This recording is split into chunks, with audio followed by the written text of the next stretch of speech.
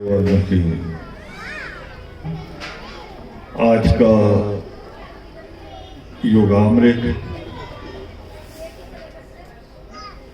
जो वीर अनिल जी द्वारा उनकी बेटी रजनी उसके जन्मदिन की खुशी में किया जा रहा है।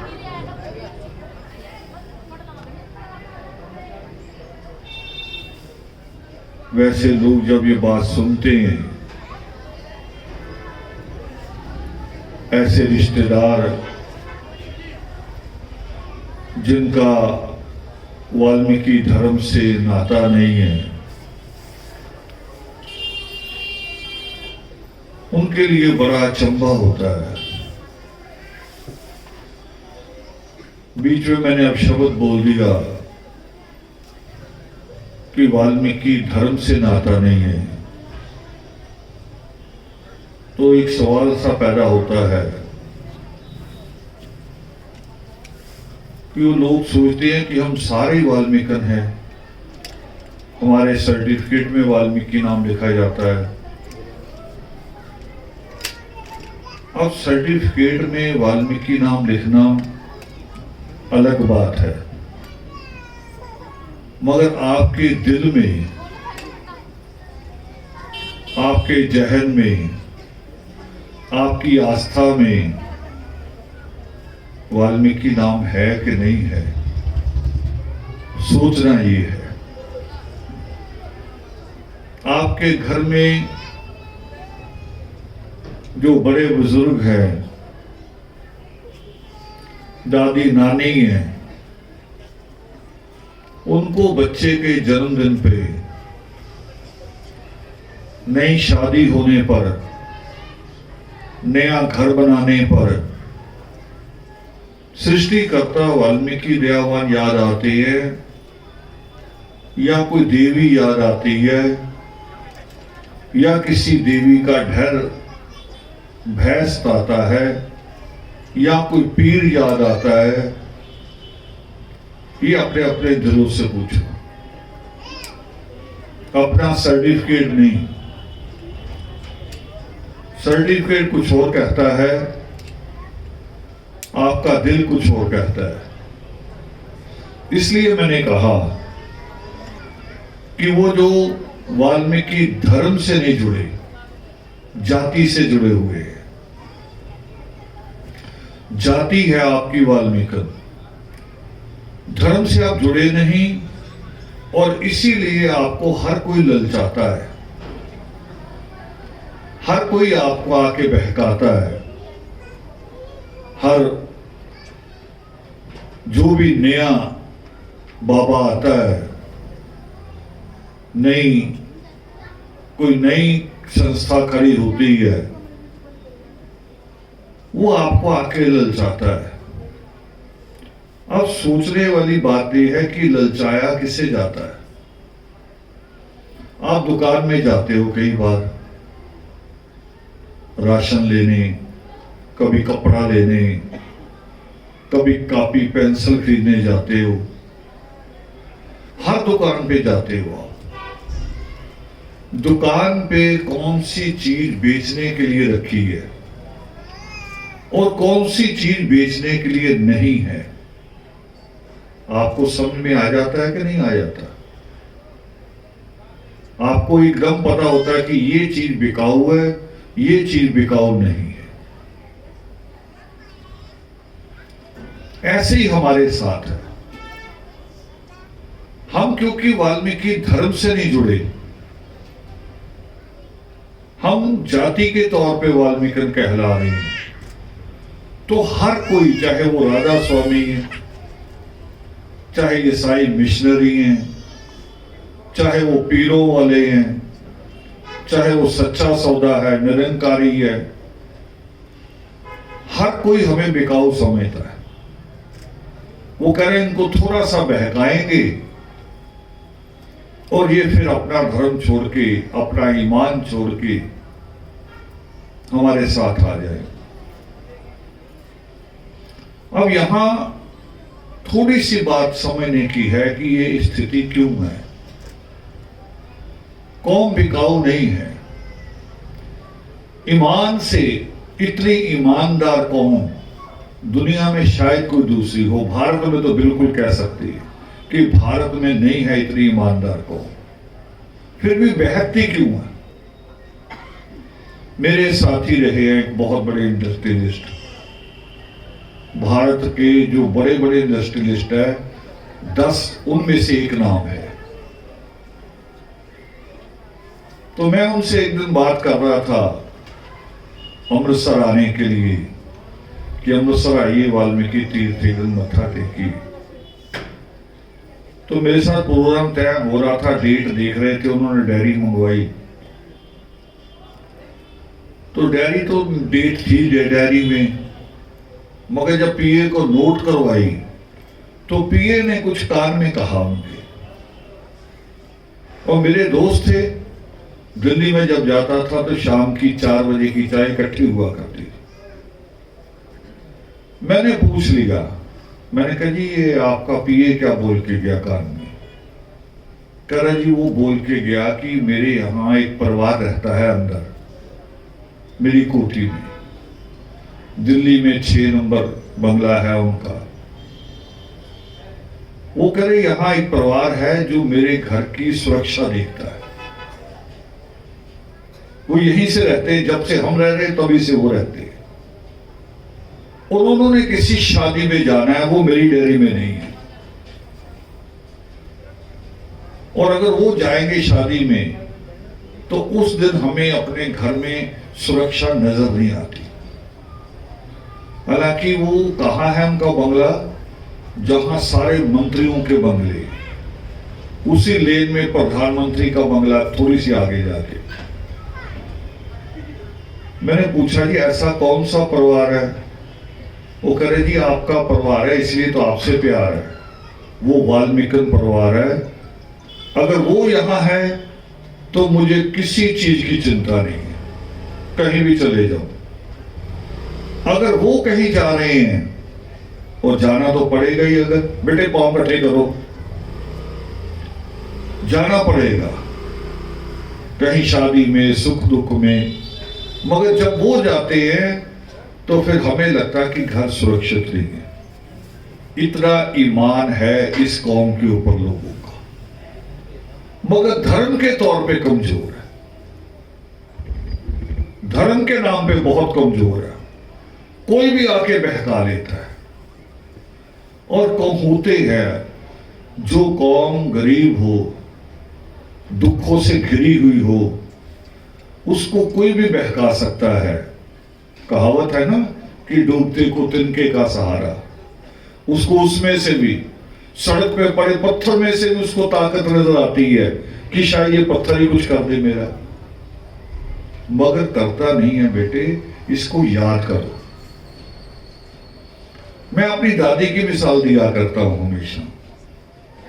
हमारी दादी भी कई चिराग करती थी, डरी रहती थी। मंगलवार को भी डरी रहती थी, वीरवार को भी डरी रहती थी, कहीं चिराग ना छूट जाए। साल में 2-3 बार और आते थे ऐसे दिन कि जब वहां जाके मत्था टेकना है, पीर के यहां भी जाना है, देवी के यहां भी जाना है। और डर किस बात का? हमारा, बच्चों का। हर दादी को होता है अपने अपने बच्चों का डर। मगर जिसको डर से पूजना पड़े, सोचो, जिसको डर से पूजना पड़े वो अच्छा हो सकता है? पूजा तो वो है कि मेरा दिल करे कि मैं इसके पांव छू लूं, दिल करे। एक शायर ने भी कहा ऐसे ही कि 1000 बार जो मांगा करो तो क्या हासिल। वो कह रहा 1000 बार भी मांगो तो कुछ नहीं मिलता, कुछ हासिल नहीं होता। 1000 बार जो मांगा करो तो क्या हासिल, दुआ वही जो दिल से कभी निकलती है। मुंह से तो हम सभी को कहते हैं कि सुखी रहो, खुश रहो, दिल से कह रहे कि नहीं कह रहे ये हमें पता। तो दिल की बात है यहां। तो जहां डर डर के, मेरी दादी नहीं आपकी दादी है, अब इसको मैं दूसरी तरह से भी कहता हूं कई बार कि घर उठ के जाते हैं, दरवाजा खोलते हैं, दरवाजा खोलते फिर बटन दबाते लाइट का, रोशनी हो जाए। अपने घर है, सोफा कहाँ है, टेबल कहाँ है, ये लाइट दिखाती है। पहले लाइट जलाते कि पैर ना कहीं लग जाए, घुटना ना कहीं जा टकराए। एक बटन दबाया, लाइट नहीं जली, फिर दूसरा दबाते हैं, तीसरा दबाते हैं, चौथा दबाते हैं। अगर सारे बटन दबा के लाइट ना जले तो फिर क्या सोचते हैं? सोचते हैं कहीं लाइट पीछे से बंद ही ना हो, पीछे से फ्यूज ही ना उड़ा हुआ हो, पीछे से सप्लाई ना आ रही हो। अब यही बात आप धर्म के मामले में भी सोचिए। यही बात, आपने कितने बटन दबाए हैं? आपने ईसा मसीह का बटन भी दबा लिया, राम का बटन भी दबाया बहुत साल, कृष्ण का भी अभी एक नया रूप बना लिया, लड्डू गोपाल नया रूप बना लिया। देखो, लोगों को शर्म ही नहीं कि एक लड़की, अनब्याही लड़की कह रही कि पति है, इसको स्नान कराऊंगी। थोड़ी सी तो समझ होनी चाहिए कि कौन सी चीज को स्नान जरूरी है, किसको नहीं है। पत्थरों को, मिट्टियों को, प्लास्टिक को स्नान करा के सोच रहे हो कि ये कोई देवी देवता है। ये सारे बटन दबाए हैं आपने, और अब तो आपके टीवी में एक बाबा आने शुरू हो गए बहुत सारे। कोई कहता गोलगप्पे खा लो तो ठीक हो जाओगे, कोई कह रहा काला पर्स रख लो ठीक हो जाओगे। यानी जो चीजें धर्म से नहीं भी जुड़ी थी उन्होंने वो भी आपसे करवा दी।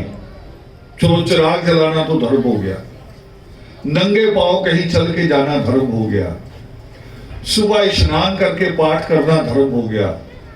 मगर समोसे खाने में धर्म कैसे हुआ? बाबुओं को पता कि इतने ही मूर्ख है, इनसे जो कहेंगे वो कर लेंगे। ये इतने ही मूर्ख है और इनको मूर्ख बनाया जा सकता है। और मूर्ख किसको बनाया जाता है? जो लोग दिल के साफ हो, जो चातुर हो ना, चालाक। बेटे दो आदमी आराम से बैठ जाओ, डिस्टर्बेंस होती है लोगों को, बैठ जाओ एक आदमी। जो दिल का शैतान हो, चालाक हो, उसको कोई मूर्ख नहीं बना सकता।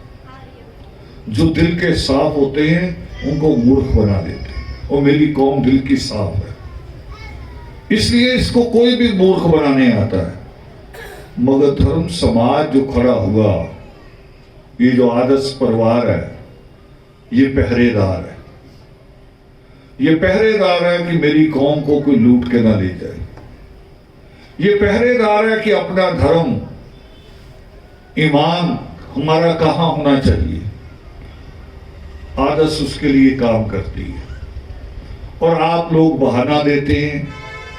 आज सोनू जी के भाई छोटे, उनकी बेटी का जन्मदिन है, ये बहाना दिया आपने मुझे बात करने का। उस बहाने में योगामृत हो गया और मुझे बात करने का अवसर मिल गया। ये अवसर होते हैं कि जब हम आपस में बात करें। हमने असल में धर्म पे बात नहीं की। धर्म पे जब भी बात आई तो ऐसे हाथ जुड़ जाते हैं, कानों को हाथ लग जाते हैं। बच्चे ने अगर सवाल कर लिया, कोई इतना बड़ा आदमी और चूहे में कैसे बैठ सकता है, एकदम करे नाना ना ऐसे ना को पाप हो जाएगा। बच्चे ने सवाल कर लिया कि दो हाथ लेके, भीड़ कभी होती है, भीड़ में जाते बाजार में, दो हाथ को भी कभी कोई पीछे करना पड़ता है एक को निकलने के लिए कि किसी से टच ना हो जाए। 8 हाथ लेके कैसे चल सकते हैं? अब तो आपके टीवी में बाबा थोड़ी आते, खाली डिस्कवरी भी आता है, ज्योग्राफी चैनल भी आता है। अगर कोई 8 हाथ वाला पीस होता तो डिस्कवरी वाले ढूंढ ना लेते कि ये देखो जी ये मिल गया। कोई सूंड वाला होता तो डिस्कवरी वाले ढूंढ लेते। कुछ नहीं, जल परी भी नहीं है जिसकी कथाएं बनी हुई थी कि समुद्र में कोई जल परी होती है, वो भी कहानियां थी। जिसको ईसाई कहते कि परियां उतर के आएंगी, वो भी कहानियां हैं। बल्कि इसको तो भारत में तो लोग दूसरी तरह से लेते थे कि जो ज्यादा बिगड़ जाए, जो ज्यादा उछल कूद करने लगे, जो ज्यादा आवारागर्दी करने लगे, उसको कहते थे इसके पर निकल आइए। भारत में तो उस उल्टा था वो, मगर कहा जाता हमें, और कहा क्या जाता है, जिस धर्म में भी जाओ, हिंदू सबसे ज्यादा बड़ा, इतने 4 धाम का यात्रा कर लो, स्वर्ग में टिकट बुक हो जाएगी। भाई स्वर्ग में क्या करनी, पहले मैंने अपने बच्चों को देखना, इनका स्वर्ग है कि नहीं है, इनका सुख है कि नहीं है। इस जीवन में सुख नहीं, अगले जीवन का सुख बुक कर रहे हैं, जिसका पता ही नहीं, जिसकी कोई दिशा नहीं है। फिर देखो, जब स्वर्ग चले गए आप, अगर हो स्वर्ग, इसको मिसाल के तौर पे कह रहा हूं, अगर मान लो कोई स्वर्ग हो और हमारे सारे बुजुर्ग स्वर्ग में चले गए, तो साल बाद श्राद्ध क्यों करते हो, किसका करते हो? वो भटकती रूह उसकी है जिसका साल बाद खाना देते हो। आप खाना कितना खाते हो? दिन में 3 बार। आप दिन में 3 बार, और उनको 365 दिनों में 1 बार। 1 बार से काम चल जाएगा? और कैसे चल जाएगा? शरीर आपने उठाया, उसको आप जलाने चले गए। शरीर को हम जला आते हैं, कोई दबा आता है, फिर खाना किसको दे रही? कह रही जो आत्मा है उसको तो ना भूख लगती ना प्यास लगती है। जब उसे भूख प्यास नहीं लगती तो फिर श्राद्ध किसका होता है? वो जो आते हैं पखंडी, मृत्यु के समय में भी, चलो खुशी के समय में वो अगर 4 पैसे मांग ले तो और बात है। खुशी का समय कैसा आता है? हम मकान बनाएंगे तो खुद तय करेंगे कब बनाना है, जब पैसे इकट्ठे हो जाए। मकान बना के अगर हमने सत्संग करवाना है, रिश्तेदारों को बुलाना है, तो खुद तय करते हैं कि इस महीने कमेटी मिलेगी, सब रिश्तेदारों को बुला लेंगे, पैसे भी होंगे। मगर जब मृत्यु आती है, वो बता के आती कि आपकी कमेटी कब निकलनी है, आपके पास पैसे होंगे कि नहीं होंगे। होता है ऐसा? कभी आ जाती है। और मृत्यु आती है, वो दुख तो आ ही आया कि घर का एक साथी, एक घर का मुखिया, एक घर का वो जिसने हमें पाला, उसे याद ही नहीं रखने देते जिसने हमें पाला। उसके लिए अच्छे से रोने भी नहीं देते, रस्में गिनानी शुरू कर देते हैं। कुछ डराने आ जाते हैं, कह रहे रात का समय है, रात भर यही रखोगे, साथ में एक लकड़ी डाल देना काना। किस लिए भाई? उसी के लिए तो रो रहे हैं, अभी क्यों चला गया, और साथ में लकड़ी डाल देना कि आना मत, एक लकड़ी रखी है। कोई कहता है इसके अंगूठे बांध देना, ये आ ना जाए, ये चल ना पाए। इतने ज्यादा बेवकूफियां, इतनी ज्यादा पखंड, इतनी ज्यादा रिश्तेदारी में बेवफाई हो सकती है। मैं ईसाइयों में एक बात मुझे बड़ी अजीब लगती, अच्छी लगती है। वो चर्च जाते, वहां कब्रिस्तान, अपनों को याद करते हैं, फूल रख के आते हैं, और डरते नहीं, वहीं बैठ के बात करते हैं। हमें डराया जाता है, वही ईसाई पादरी हमें आके डराता है। हमारे घर आके क्या करता है? ऐसे चारों कोनों को देख के कह रहा है आपके घर में बदरूह है, बुरी आत्मा है। मुझे एक बार बच्चों ने फोन कर दिया, वो कह रहे एक पादरी आके कह रहा आपके घर में बुरी आत्मा। मैं को उसे कहूं 5 मिनट पहले नहीं थी, अभी भी आई है। ये तू ही है बुरी आत्मा जो लोगों को भटका रहा है। ईश्वर ने सारी दुनिया एक जैसी बनाई है, सारी दुनिया, और कहीं भी ईश्वर ने ये नहीं किया कि आदमी को दुख मिल जाए। आदमी ने तो पहाड़ों में से रास्ता बना लिया, पहाड़ों में से, अब तो समुद्र के अंदर से रास्ता बन रहा है। कांच की ट्यूब डाली जा रही है, कांच की, उसके अंदर से ट्रेन भागेगी। आदमी ये कर रहा है। ईश्वर ने आदमी को इतनी समझ, इतनी ताकत दी है, मगर पखंडी नहीं हटेंगे। पखंडी आपको डराते रहेंगे, डराएंगे तो आपकी जेब से पैसा निकलेगा। ये कारोबार है, डराएंगे तो पैसा निकलेगा। और उसके पीछे और लोग हैं। उसके पीछे कौन है? दुकानदार है। वो दुकानदार है उसके पीछे कि तुम डराओ, मेरा सामान बिकेगा, फिर इकट्ठा करके फिर मेरे पास ले आना। वो मंगलवार वाले आते ना, वीरवार वाले तेल ले जाते हैं, फिर दुकान पे बेच आते हैं। बड़े बड़े मंदिरों के बाहर खड़े होकर कभी नोट कर लेना, एक दो दिन बैठ के देखना, जो लड्डू का डब्बा चढ़ा के आओगे दोबारा हलवाई की दुकान पे आ जाता है, दोबारा घूम के वही जाता है।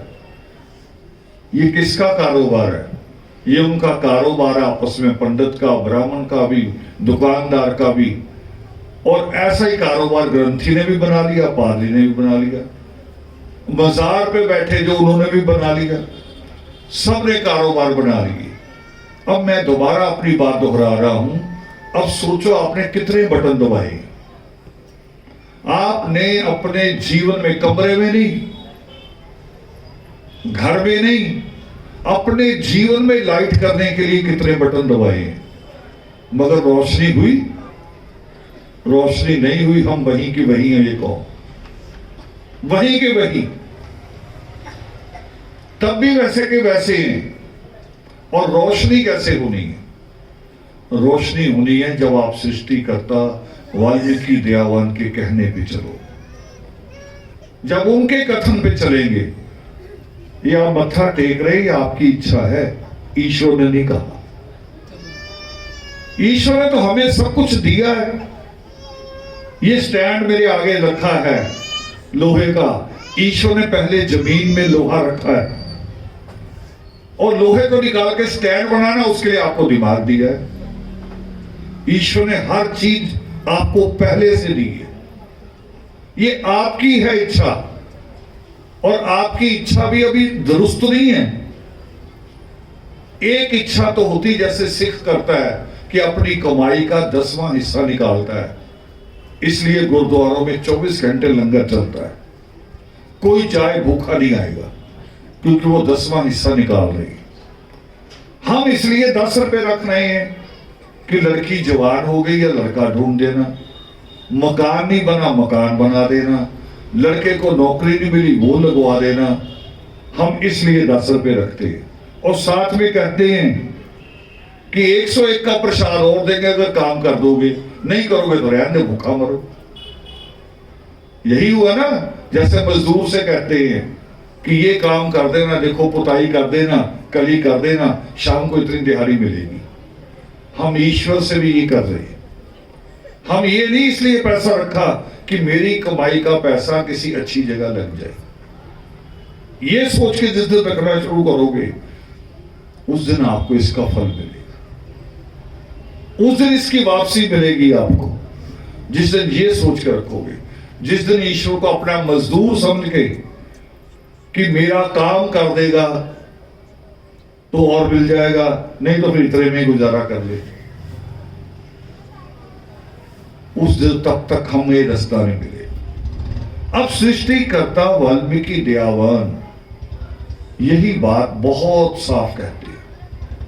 वो करे ना तप करने से, ना दान करने से, ये दान ही है ना आपका, ना तीर्थ करने से आपको मुक्ति नहीं मिलेगी दुखों से, आप मोक्ष की प्राप्ति नहीं कर सकते, आप ऐसे पीड़ा में रहोगे। फिर रहेंगे कैसे, निकलेंगे कैसे? उससे आगे कहते हैं वो परमेश्वर वाल्मीकि जगतेश्वर कहते हैं आगे, वो कह रहे ज्ञान से, ज्ञान से मुक्ति होनी है। अब यही ज्ञान प्राप्त करने एकलव्य गया था द्रोणाचार्य के पास। यही ज्ञान लोगों में बांटने के लिए महामुनि शंभूक ने आश्रम बनाया था। यही ज्ञान मिले बच्चों को मां सीता अपने मायके नहीं गई, सृष्टिकर्ता वाल्मीकि दयावान के आश्रम में रुक गई।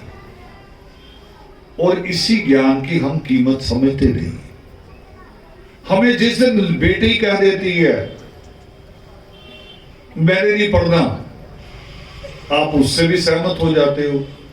जिस दिन लड़का कहता मैंने नहीं पढ़ना, उससे भी सहमत हो जाते हो।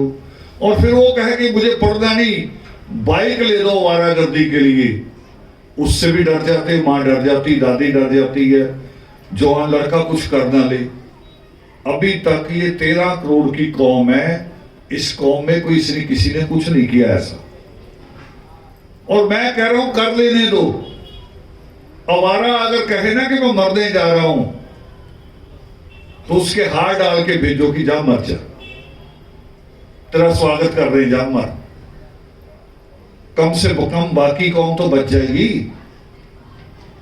जो लोग कुर्बानी देते, जब भगत सिंह फांसी पे चढ़ा तो उसने कहा जिस दिन मैं फांसी के फंदे को चूमूंगा उस दिन भारत का हर नौजवान जाग जाएगा। कम से कम बाकियों को तो अकल आएगी। मगर हम डरते हैं, उसको बाइक लेके देते हैं। वो एक लड़का नहीं आवारागर्दी करता फिर बाइक लेके, वो अड़ोस पड़ोस के 3-4 और को बिगाड़ता है। वो जो भारी सा बस्ता उठा के आता है ना, वो देखता मैं बस्ता उठा के आ रहा हूं, इतनी गर्मी में पसीने पसीने हो रहा हूं, और ये अच्छा पढ़ता लिखता नहीं, बाइक लेके घूम रहा है, और मैंने बिना वजह ही बोझा उठा रखा है। उसको पता नहीं असल में जिसने बोझा उठा रखा है, जिसने पहले 20 साल किताबों का बोझ उठाया, समझ लो उसको अगले 60 साल तक, 80 साल तक, जितना भी जीवन ईश्वर दे, बोझा नहीं उठाना पड़ेगा। जिसने पहले 20 साल किताबों का बोझ उठा लिया, ईश्वर उससे मुक्त कर देगा फिर। और जिसने पहले 20 साल ये कहा कि मैंने ये बोझ नहीं उठाना, वो अगले 60 साल में 60 साल जीता ही नहीं। वो 20-25 सालों में ही छुट्टी कर जाता है, आवारागर्दी करते करते नशेड़ी हो जाता है। और फिर उसे बोझा कौन सा उठाना पड़ता है? बोझा उठाना पड़ता है कभी मंडी में जाके बोरियां उठाओ, कभी कारपोरेशन में जाके कूड़ा उठाओ, कभी सड़क पे जाके ईंट उठाओ। उसे ये बोझा उठाना पड़ता है सारी उम्र, जो पहले 20 साल नहीं पड़ेगा। आज ये बात इसलिए भी कह रहा हूं कि एक बच्चे का जन्मदिन है, और उसका नाम हम बहुत सुबह सुबह ही फोन लेके शुरू हो जाते हैं। रिश्तेदारी में किसी का भी जन्मदिन हो, याद रखते हैं कि फला का जन्मदिन है, और सुबह ही शुरू हो जाएंगे फोन लेके, हैप्पी बर्थडे हैप्पी बर्थडे। दादी भी सीख गई, नानी भी सीख गई है। हैप्पी बर्थडे का मतलब क्या? बीच में एक शब्द लगा डे, मतलब एक दिन, एक दिन हैप्पी, बस एक दिन खुश। आपको अभी हैप्पी बर्थडे का पता नहीं है, एक चुटकुला सुना देता हूं, थोड़ा सा आसान हो जाएगा।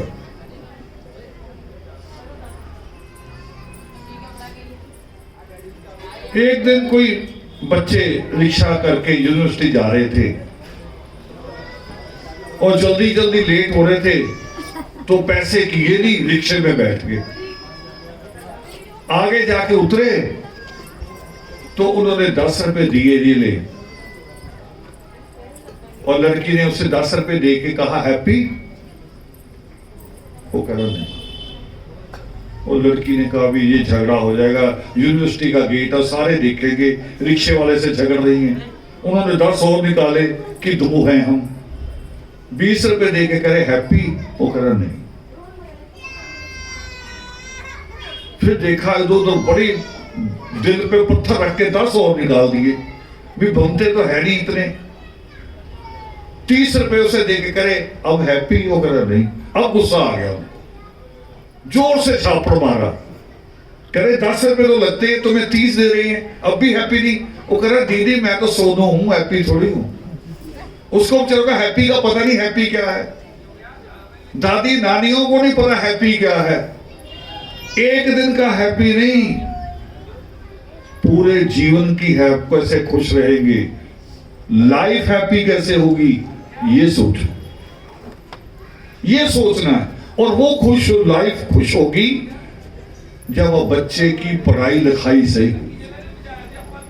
इसे भी कहते हैं, सृष्टिकर्ता वाल्मीकि दयावान कहते हैं कि जीवन के 4 भाग हैं।